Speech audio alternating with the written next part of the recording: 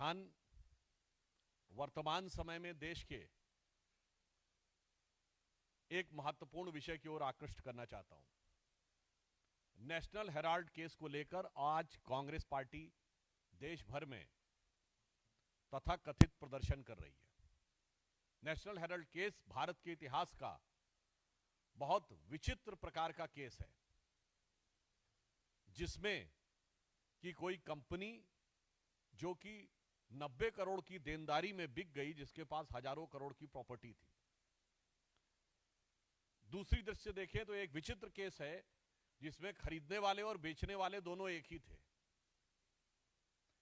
तीसरी दृष्टि से देखें तो बहुत विचित्र बात है कि यह दावा किया जाता है कि यह स्वतंत्रता संग्राम सेनानियों के कंट्रीब्यूशन से और उनकी स्मृति में प्रारंभ किया गया देश के प्रथम प्रधानमंत्री पंडित जवाहरलाल नेहरू जी के द्वारा, और कांग्रेस के दौरे हुकूमत में बंद हो गया।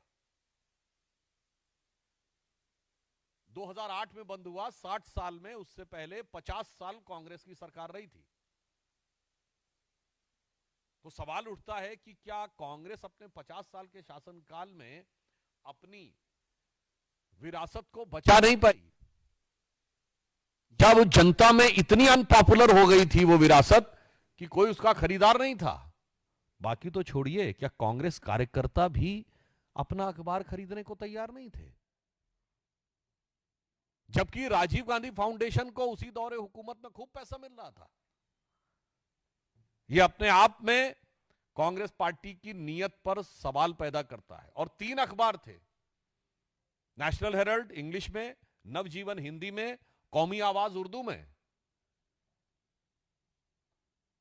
सरकारी सपोर्ट तो छोड़िए, प्राइवेट सपोर्ट तो छोड़िए, यदि 10% कांग्रेस कार्यकर्ता भी इन अखबारों को खरीदने के लिए तैयार होते तो शायद उनके बंद होने की नौबत नहीं आती, या कांग्रेस पार्टी अपने फंड में से खरीदकर कम से कम अपने जिला और मंडल स्तर पे ही डिस्ट्रीब्यूट कर देती। और मजे की बात यह है कि कौमी आवाज भी नहीं बिका, उर्दू का अखबार, यानी कौम ने भी आवाज नहीं सुनी। यह अपने आप में शक पैदा करता। परंतु मैं यह कहना चाहता हूं कि कांग्रेस की, ये मैंने प्रश्न इसलिए उठाए कि ये कांग्रेस की नीयत पर संदेह पैदा करते हैं। इसका मतलब कांग्रेस पार्टी और कांग्रेस को संचालन करने वाले नेता ये चाहते ही नहीं थे कि यह अखबार चले, और इसीलिए उन्होंने जिस कंपनी में खरीदा उसमें उन्होंने पदेन नहीं बनाया। जैसे हमारे यहां कई संस्थाएं हैं जहां भारतीय जनता पार्टी का राष्ट्रीय अध्यक्ष पदेन उस संस्था का अध्यक्ष होता है। इन्होंने व्यक्ति के अनुसार बनाया।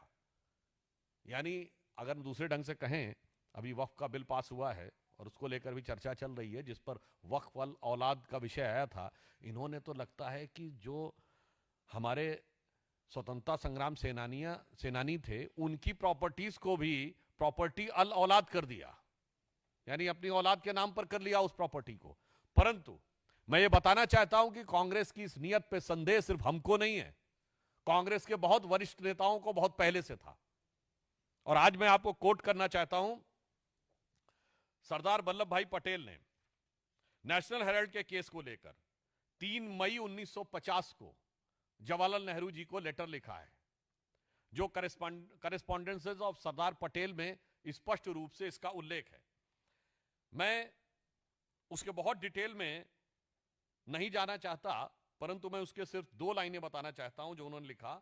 It is also bound to subject ourselves to the criticism for a manner in which the National Herald is securing assistance from the persons who are associated with the activities of the government. I need hardly add to what I have already told you about this subject. उन्होंने कहा कि मुझे इस विषय को लेकर आपत्ति है कि यदि ये हमारा स्वतंत्रता संग्राम सेनानियों का कार्य था, तो सरकार से जुड़े हुए लोग जिस प्रकार से इसमें इन्वॉल्व हो रहे हैं वह चीज आपत्तिजनक है। अब आप आइए साहब, और मजेदार बात क्या होती है कि उसके बाद जवाहरलाल नेहरू जी लिखते हैं कि इसमें कोई खास बात नहीं है। उनके पत्र का लास्ट बट वन पैराग्राफ है, ये वो जवाब देते हैं सरदार पटेल को 5 मई को ही। 5 मई 1950 सरदार पटेल लिखते हैं नेशनल हेराल्ड के बारे में नेहरू जी को, और सेम डे नेहरू जी का जवाब जाता है और वो कहते हैं we all are us sometimes receive contributions for the charitable funds or like purposes, should they all be refused or should they be acceptable in the certain circumstances? कोई बात नहीं, बहुत सारे लोग कंट्रीब्यूट करते रहते हैं, सरकार से भी गैर सरकार से भी, तो हमें लेना चाहिए, उसमें कोई बुराई मुझे नजर नहीं आती है। अब देखिए सरदार पटेल 6 मई को यानी नेक्स्ट डे फिर नेहरू जी को लिखते हैं और वो इसके ऊपर बहुत विस्तार से कहते हैं कि कुछ प्राइवेट कंपनीज, कुछ शेयर होल्डर्स, कुछ लोग किस प्रकार से लिख रहे हैं। अब उनके सिर्फ मैं 2 वाक्य पढ़ता हूं। एक वो लिखते हैं as I wrote to you, ये सरदार पटेल लिख रहे हैं नेहरू को 6 मई 1950। As I wrote to you I left out an account contribution which did not come from those who were concerned with the operations of the department. Otherwise, my information is that the number of contributions actually received was sufficiently large and covered others as well. अब आगे सरदार पटेल जो line लिख रहे हैं वो बहुत गंभीर है। The transactions which I referred to you are of a different nature. There is no question of charity about it. जो आप कह रहे हैं कि ये तो भावना हत हो गई कांग्रेस पार्टी की, इसमें तो वो साफ साफ कह रहे हैं कि ये चैरिटी का विषय नहीं बनता है। अब सुनिए, उसके बाद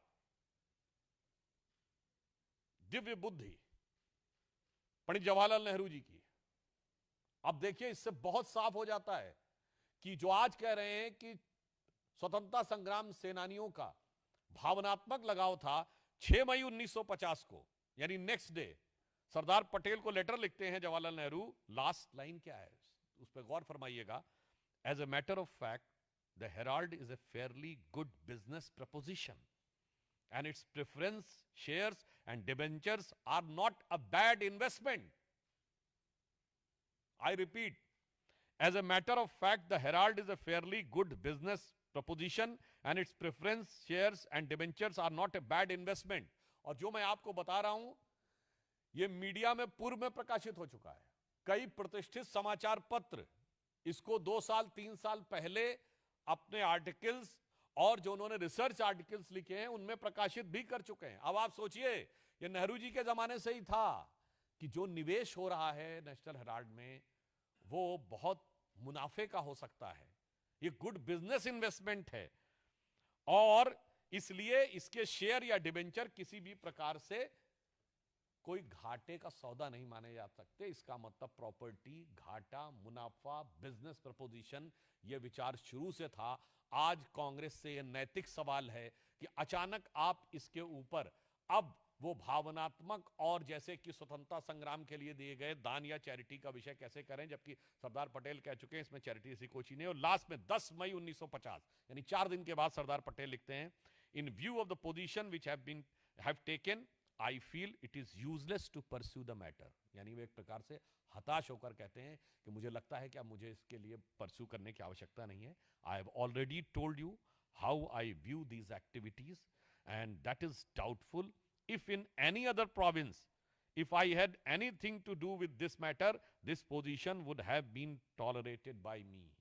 अब वो कह रहे हैं कि अब मैं पूरी तरीके से निराश हो गया हूं तो मैं इस पे पुनः नहीं आना चाहता। अब आप बताइए, मैं कांग्रेस पार्टी से पूछना चाहता हूं कौन सा त्याग, कौन सा समर्पण, कौन सा योगदान स्वतंत्रता संग्राम सेनानियों का, या ये शुद्ध बिजनेस ट्रांजैक्शन का मामला है तो वो कैसे कह सकते हैं कि ये ईडी के परव्यू के बाहर है अथवा यह किसी प्रकार की राजनीतिक दुर्भावना से प्रेरित है। जबकि यह विषय 2012 में प्रारंभ हुआ। अक्टूबर 2013 में यूपीए सरकार के शासनकाल में दिल्ली हाईकोर्ट के निर्देश पर यह केस प्रारंभ हुआ था एक जनहित याचिका के द्वारा, और इसको लेकर संदेह 1950 से कांग्रेस नेताओं में था। अब दूसरा एक आपको और बहुत रोचक परंतु गंभीर और चिंताजनक उदाहरण, कांग्रेस के बहुत वरिष्ठ नेता जो 4 बार उत्तर प्रदेश के मुख्यमंत्री रहे, श्री चंद्रभानु गुप्त, उनके संस्मरण जो कि 2021 में प्रकाशित किए गए, जिसका शीर्षक था सफर कहीं रुका नहीं झुका नहीं, नमन प्रकाशन लखनऊ के द्वारा। वो लखनऊ के पान दरीबा क्षेत्र में रहते थे। हम लोग तो, मैं तो खैर बचपन में उनको देखने का भी मुझे अवसर मिला है, मिलने का। अब देखिए, CB Gupta, the 4-time chief minister of Uttar Pradesh, rights in his memoir, I am surprised that the National Herald is now considered as a property of Nehru family. If there is some investigation by an inquiry commission into how the funds were collected for National Herald, there will be a big expose. From the very beginning of the policy of National Herald was to promote Nehru and his daughter. For freedom of press meant attacking whosoever criticized the wrong policies of Nehru family. ये श्री चंद्र भानुगुप्त, जो कई बार उत्तर प्रदेश के मुख्यमंत्री रहे, कांग्रेस के वरिष्ठ नेता रहे, स्वतंत्रता संग्राम सेनानी रहे, ये उनका वक्तव्य है, कोट अनकोट हमारा वक्तव्य नहीं है। अब आगे देखिए नेशनल हेराल्ड के बारे में और भी खुलासे वाली बात है। वी ऑल, आगे वो लिखते हैं, आचार्य नरेंद्र देव, शिव प्रकाश, शिव प्रसाद गुप्ता, पुरुषोत्तम दास टंडन, ये सब बहुत बड़े नाम हैं। पुरुषोत्तम दास टंडन जी आजादी के बाद पहले कांग्रेस अध्यक्ष बने थे, जिनसे नेहरू जी ने स्टेप डाउन करवा दिया था कि सत्ता का केंद्रीकरण दो जगह नहीं होना चाहिए। आज ये लोग कहते हैं ना कि अथॉरिटी वाली बात। अब सुनिए, we all, Acharya Narendra Dev, Shri Prakash, Shiv Prasad Gupta, Purushottam Das Tandon and myself means C B Gupta sold shares. 100 shares were bought in the name of Nehru so that he could be named as its director.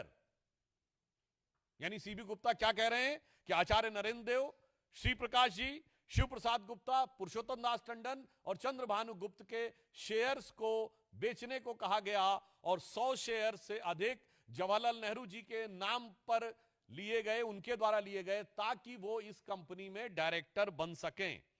Some money was taken from Congress and part came from the money bags gifted to Nehru and other leaders.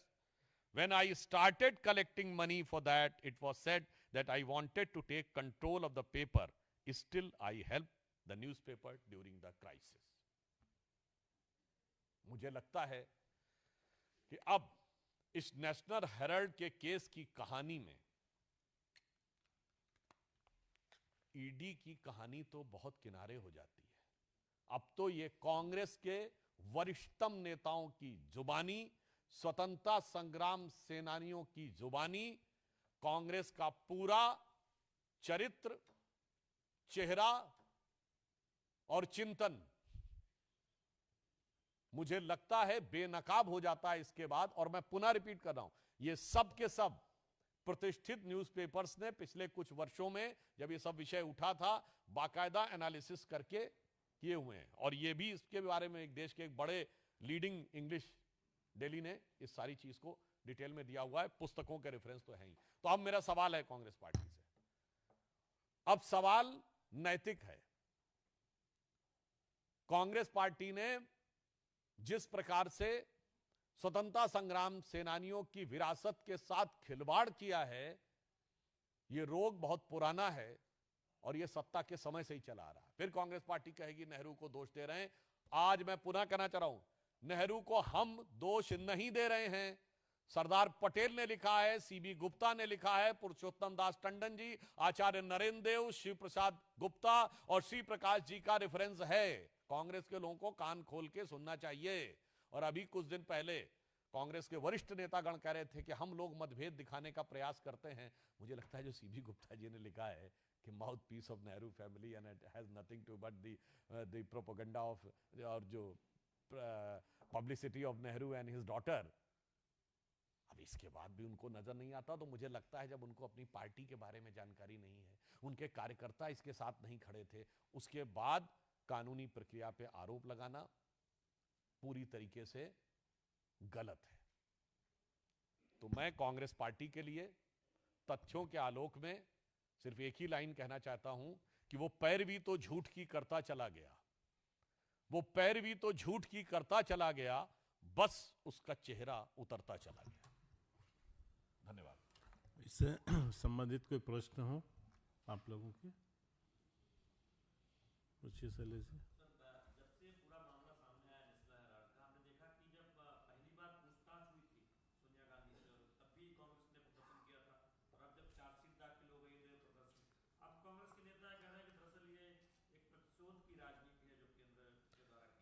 इसमें दो बातें हैं। यदि वो प्रतिशोध की राजनीति शब्द का प्रयोग कर रहे हैं, इसका मतलब ये मान रहे हैं कि उन्होंने शासन में रहते हुए कुछ गलत कार्य किए थे हमारी पार्टी के विरुद्ध।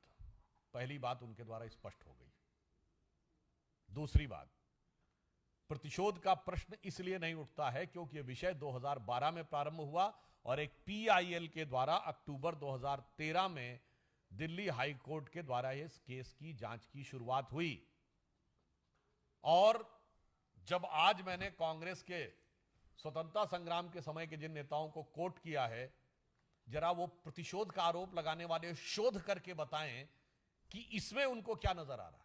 और मैं जो पुनः मैंने कहा था, मैं फिर रिपीट कर देता हूं, जो हमारे ऊपर मोदी जी की सरकार पर आरोप लगाते हैं कि उनके नेताओं को कोर्ट कचहरी के चक्कर काटने पड़े, पिछले 30-35 साल की एक लोकसभा बता दें जब इनके नेताओं ने कोर्ट कचहरी के और जांच एजेंसी के चक्कर भ्रष्टाचार के आरोप में न काटे हों। और उसमें से एक भी जांच इनकी सरकार ने नहीं की थी, सब कोर्ट के द्वारा हुई थी। मैं पुनः रिपीट कर देना चाहता हूं, नेशनल हेराल्ड केस में जिसमें राहुल जी और सोनिया जी मुचलके पे हैं, वो 2013 में रजिस्टर हुआ, हमारी सरकार नहीं थी। कनिमोझी ए राजा जेल गए 2011 में, हमारी सरकार नहीं थी। सुरेश कालमाड़ी जेल गए 2010 में, हमारी सरकार नहीं थी। मधु कोड़ा जेल गए 2008 में, हमारी सरकार नहीं थी। शिबू सोरेन जेल गए 2004 में, हमारी सरकार नहीं थी। मुलायम सिंह और मायावती पे डिस्प्रपोर्शनेट एसेट के केस हुए 2005 में, हमारी सरकार नहीं थी। करुणानिधि जेल गए 2000 में। लालू प्रसाद यादव जेल गए 1997 में। जयललिता जी जेल गई 1996 में। 1994 में झारखंड मुक्ति मोर्चा रिश्वत कांड हुआ, जो कोर्ट में साबित हो गया कि झारखंड मुक्ति मोर्चा के 3 सांसदों ने कांग्रेस को सपोर्ट किया था। और तो और 1987 में राजीव गांधी पे आरोप लगा, 90 में एफआईआर हुई।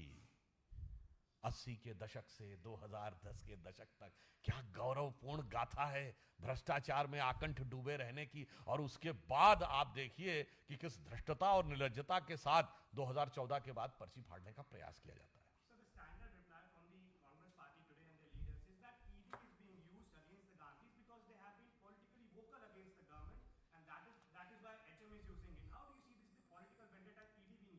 Actually, they have lost all their standards of politics and morality. So this has become nothing but their, you can say, their compulsion to give this type of reply. I have already in my previous answer has given a detailed elaboration of that the Congress been involved in so many cases. Prior to that, I just want to remind even the Congress Prime Ministers, first time there was an allegation about the Prime Minister being direct involved was during the time of Rajiv Gandhi ji when BJP was 2 seats party. So I think they first introspect, and the people of country are wise enough, and today is the age of information. Anybody can go and verify the facts, what we are saying and what they are saying.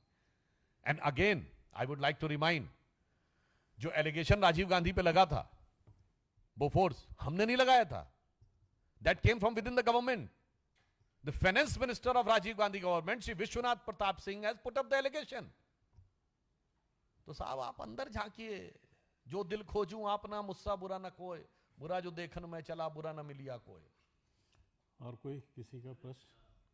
एक और मामला है रावत वाड्रा, खुद से पूछताछ चल रही है, आज भी पहुंचे हैं, उस पर कुछ टिप्पणी करना चाहेंगे आप? वहां भी कहा जा रहा है कि ये जानने। देखिए, ये न्यायिक प्रक्रिया चल रही है। मुझे लगता है कि जो विधि सम्मत कार्रवाई हो रही है और जांच एजेंसियां जो भी अपनी रिपोर्ट दे रही हैं, उसके ऊपर राजनीति न करके उसे न्यायिक और विधिक प्रक्रिया के रूप में देखना चाहिए। Okay sir, thank you.